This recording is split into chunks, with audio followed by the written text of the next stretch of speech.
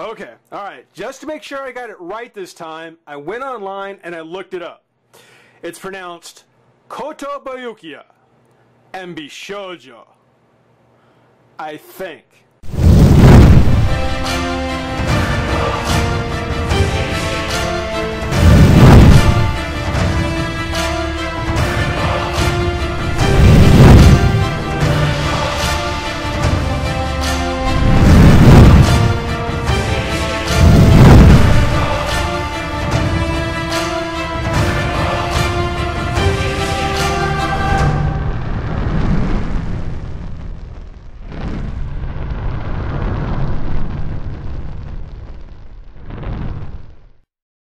Hey, friends and revolutionaries. Hope everybody had a great Christmas. Hope everybody had a real blast. Mine was great. I had a great Christmas. And I plan on sharing quite a bit of it with you. It's not a lot as far as individual things, but collectively it's actually very cool. So it's something where I didn't want to waste any time because, well, there's no way I was going to open these things without sharing them with you. And this is without a doubt one of the ones I want to get out of the box. I want to open this. For anybody who remembers the Supergirl Bishoujo statue that I did, that was an amazing figure. Well, statue. I can't say figure, but statue. It was unbelievable. And it really kind of sparked my love of these statues. And since then, I've got a few anime commies, the large-scale ones that I haven't got to yet. But yeah, it's one of the things where following Supergirl came this beautiful piece of work. The Pamela Isley, or Poison Ivy, DC Comics Bishoujo statue. Bishoujo, from what I understand, meaning pretty girl. It's not as exotic, but it's a lot easier to say. From the craftsmanship of Kotobayukiya. So very, very Japanese, very anime, very cool. And no doubt, I mean, it's something where this is a phenomenal piece. It is unbelievable. I mean, just looking at it in the pack, it is so awesome. Of course, there's the picture of Poison Ivy on the bottom corner. On the side, we get the promise of what's inside, or at least the concept of it. Just amazing, amazing. Something where, you know, for a long time, I was kind of anti-statue because they tend to run quite a bit. I mean, these statues run anywhere from $50 to $60. So the idea of having a statue of a character, I wasn't keen on it. You know, it wasn't my thing. But after getting that Supergirl and actually owning one of these pieces really made me appreciate why people collect these. And Poison Ivy, there's always the preview. On the bottom corner of the box, there was always a preview of the next one that's coming out, which when Ivy came out, of course, maybe you can guess who that is? Want to guess? Harley Quinn, that's right. So on the corner of Supergirl's box was Poison Ivy. And I, at the time, I didn't know what she was going to be like. And when I saw her on the shelf at my local comic shop, oh, I wanted it. I wanted it so much. I wanted to add this to my collection. And I got her. I got her for Christmas. Great gift. Great Christmas gift. Just, I couldn't have asked for anything better. That is just phenomenal. Unbelievable. And like I said, I wanted to get to her because I want to get her out of the box. I want to get this figure open. As I mentioned, on the side, here is the artistic concept of how the statue should look. Just incredible. On the back, we've got photos. If you can imagine, that's the actual photo of the statue. And of course, there's the art piece in the background. It's incredible. I mean, I'm gonna start to repeat myself and probably be a major bore, but it's something where this is just phenomenal. This is unbelievable. here we get the DC Comics Pretty Girl statue.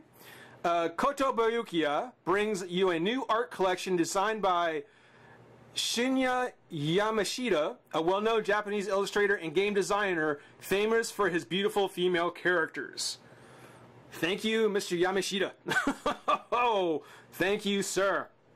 There is a bit of a write-up here, which is very, very small, but it reads, a Koto Boyukia Japanese import, the last member of the DC comic Bishoujo collection, combining DC superheroines and villains with the traditional Japanese style.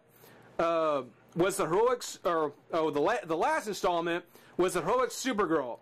Coming right after her is the floral femme fatale Poison Ivy. Born Pamela Lillian Isley, the woman who would one day threaten Batman in Gotham City was an up-and-coming botanist and biochemist.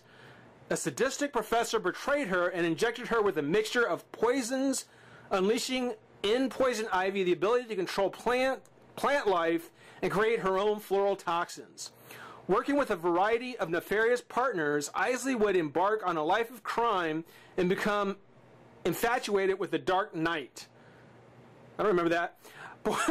Poison Ivy appears here for the first time in the Japanese Bishoujo Pretty Girl. Oh, there it is.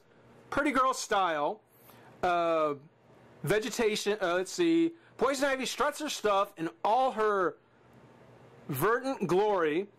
The beautiful but deadly Eco-Terra stands proudly among the growing vegetation, long high-heeled legs and hands on her hips. Her notoriously skimpy outfit is recreated in a tiny one piece that shows off her dangerous curves. Ivy features many sculpted details like a leafy fringe on her clothes and tendrils wrapped around arms and legs. Like jewelry. And the flowers blooming in her hair naturally. Green is her predominant color. Completing her series, Poison Ivy has a hauntingly attractive Bishoujo style face, constructed with high quality PVC plastic. The Green Lady stands on an exclusive base featuring intricate vines and snake-like creepers winding seductively up her legs. Stay tuned, because coming soon will be Poison Ivy's partner in crime, Harley Quinn. And just to give you an idea, that's a big paragraph in some little letters. So, hey, I'm proud I got that. But yeah, that's enough of the box. Let's get Ivy open and really have a look and some fun. Be right back. Okay. I want to say that when it comes to Poison Ivy, some of the things that I've done have been hit and miss. That last one, that 13-inch deluxe the deluxe Ivy figure, that was a bit of a miss, definitely. This, I mean, that is a home run. I mean, this is just beyond words. It really is. I mean, this is a beautiful piece. It's something where it would be a tough call between this one and Supergirl, because they both are just incredible. Now, the first thing I want to mention when I'm showing this is that on my camera, on my view screen here, Ivy looks a little darker than she does in person.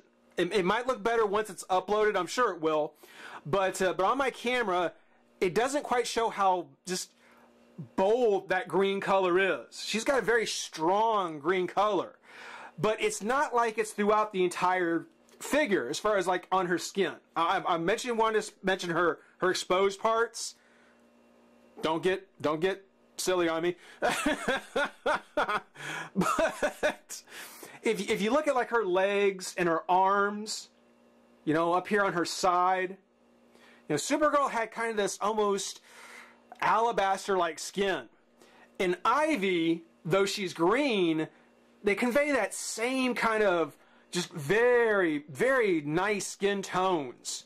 You know, if you look at her leg here around the knee, and I don't know how well it picks it up, I mean, this is why when you see the statue, even if you look at it through a glass case, there's nothing quite like having it yourself. I mean, once you've bought one of these, once you really know what you're getting, yeah, the 50 or 60 bucks that you spend on it becomes so totally worth it.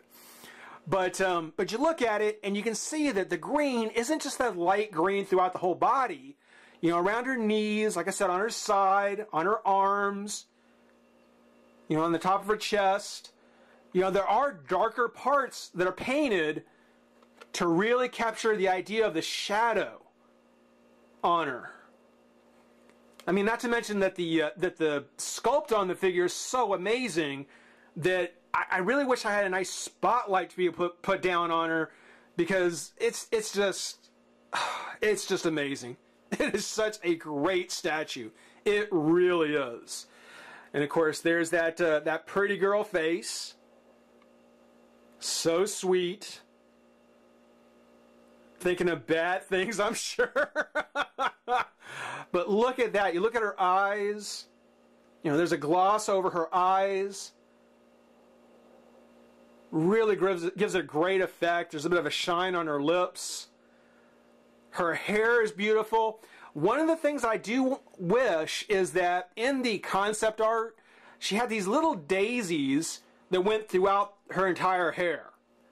You know, just, if you remember on the picture, they were just all over her hair. Here, she only has like 4 of them on the front.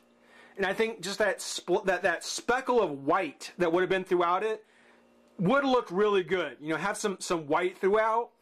But even without it, it still looks great. It still looks amazing. I love the leaves that are in her hair here. Kind of that deep green, almost holly-like leaves matching her leafy one piece. With, again, you can kind of see the leafy frills on the sides. Right there on the top of her legs, on the boots. Just such an amazing piece. I love the pose. I mean, it's something where, that's the only reason I was never a big fan of statues, was that they're pre-posed. There's nothing to really do with them. But as I got to be more of a collector, I realized I'm not doing much with my figures anyway, so it's something where if they're in a solid, in just a preset pose, I mean, as long as it's done well, I don't mind at all. And I love how they've got her there with her head off to the side. Again, her hands on her hips. And you look at her hands. I love how they sculpted her nails. Has kind of the glossy metallic green on her nails. Just completely unbelievable. Just so amazing. Take a look at the back of the hair. Again, just solid red. I'm not sure if it's quite translucent. It looks as though that it's a clear plastic. And they've just slowly started to fade into, well, from darker to lighter. It looks like it. Not quite as striking as Supergirl's was. But it still kind of gives you the idea that the hair is kind of thinning out on the tips, as opposed to the thickness at the top of the head. Her base. Now, her base is basically just a black base, which, you know, would have been nice if it had been maybe a dark green, maybe. The black is very nice, though. It's very nice, makes the rest of the figure certainly stand out. But more importantly, she actually comes with her little collection of snake-like vines. And these guys are cool. Little Venus flytrap dudes, got the little tongue sticking out, snake-like things. Got the big kind of bush here around her leg, kind of climbing up around her thighs. It's actually kind of suggestive. Take a look at him. And I'll say that these little guys, they're not exactly new to Poison Ivy. This isn't a new design of the little snake tendrils, but I love how they've kind of embraced it and really done something to kind of add to the rest of the figure, the rest of the statue. It's just beautiful. Oh, I love it. Got the leaves here on the vines. It's good solid PVC too. I mean, it's very solid. You know, her hair moves a little bit up here, but that's about it. And the other thing I just kind of thought about was when you look at the kind of the wild vines just kind of spreading out around the base, you know, it continues up into her hair, where her hair is, again, just kind of sprawling out, and almost vine-like. So it just kind of adds to that whole, you know, wild forest-like motif, you know, of just, you know, nature gone nuts. It's just amazing. It is so cool. That is beautiful. That is so beautiful.